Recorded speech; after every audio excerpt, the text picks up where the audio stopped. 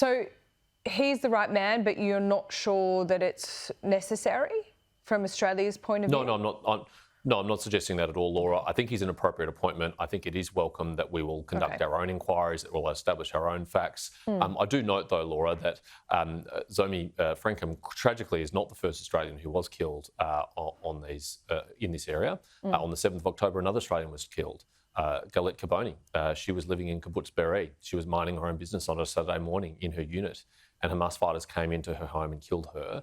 And there hasn't been the same strong response from the Australian government for her death. There's been no one appointed to investigate her death. There's been no calls for Hamas to investigate it. Hamas hasn't sacked any fighters, unsurprisingly, as a terrorist organisation. And I think all Australian lives are of equal value. Yes, I agree with you. So you're saying the Australian government should have perhaps launched an inquiry earlier into the actions of Hamas? Because I know what you're saying there, but it's really hard to investigate a terrorist organisation where I'd say Israel and the IDF, they're allies. So it's complex, isn't it? Sure, you're right, Laura. We do hold Israel to a higher standard than Hamas, and we should hold Israel to a higher standard. They're a liberal democracy, and we expect more of them than we expect from a terrorist organisation. But I just note that there has been a very strong response from the Australian government in response to Zomi Frankham's death, as there should be. And I don't think there's been the same strong response about Galit Kaboni's death. In fact, it'd be hard to find Australian government ministers even speaking about her death, let alone holding all the press conferences that the Prime Minister has, calling the Israeli Prime Minister, demanding answers, as he has done for Zomi Frankham. So all I note is there's a different response here from the Australian government, and it's up to the Prime Minister to explain why that's the case.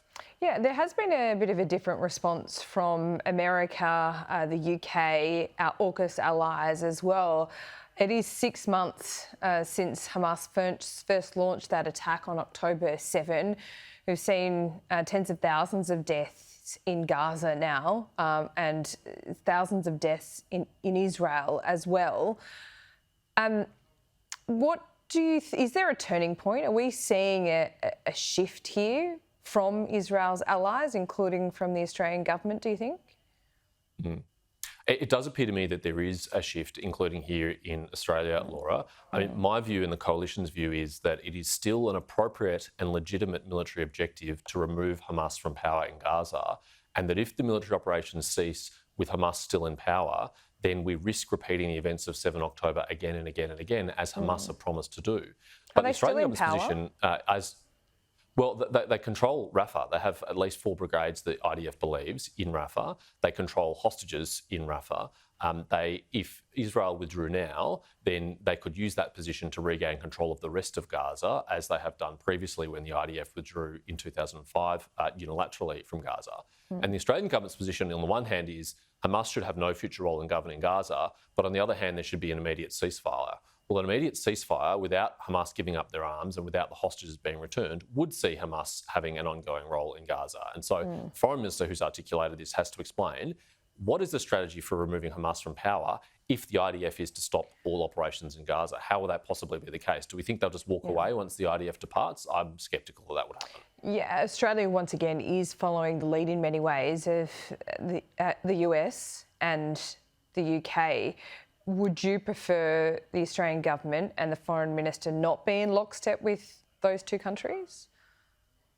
Well, I don't think we have been in lockstep. We've been far out ahead of them in some respects in abandoning Israel and walking away from the support we offered them on the 8th of October and onwards. It was, of course, the Australian government that voted for a unilateral ceasefire motion in the General Assembly at the United Nations when the United States and our allies like the United Kingdom did not do so, and confusingly put out a statement saying, although they voted for a unilateral ceasefire, actually what they meant was a sustainable ceasefire once the hostages were released and Hamas gave up their arms.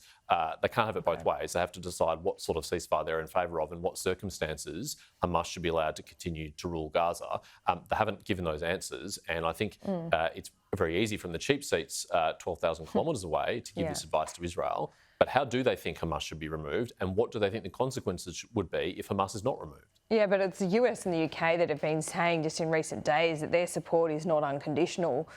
We haven't done that, have we? Well, Australia should be concerned, and we are all concerned about the civilian death toll in Gaza. It is shockingly high and higher than anyone wants to see, including Israel. I was there only a month ago. I saw that and heard that firsthand myself. But that civilian death toll is a result of Hamas and the way they've decided to conduct this war. It's a result of their attack on the 7th of October, and it's a result of the fact that they burrowed themselves in civilian areas, building a network of tunnels underneath schools and hospitals and mosques, and even under the UNRWA headquarters in Gaza. I mean, it is very difficult to conduct a military operation in those built-up civilian areas to remove a terrorist organisation without there also being civilian casualties, and tragically that is what we've seen. I think the hardest thing, James, is how you explain the deaths of 13,000 children. I'm not saying I have the answers, but I think that's what's really hard to get your head around, right? It is. It's utterly tragic deaths on a shocking scale. Yeah. And many of the people who have died in Gaza are completely innocent. They are themselves also victims of Hamas. They are effectively being held hostage by Hamas, just like the Israelis are being held hostage. Yeah. Hamas deliberately puts them in harm's way and deliberately seeks a high civilian death toll to use as a weapon in the public relations war against Israel internationally, with some success. It is hurting Israel, we know that. But I'm not going to be here and be an armchair military operations expert and tell Israel there is some better way to do this. There are a lot of those experts on Twitter, some of them, even in the Albanese cabinet, who think they could do better. But without being there on the ground, without having that military experience, I'm a bit more reluctant to provide that free advice.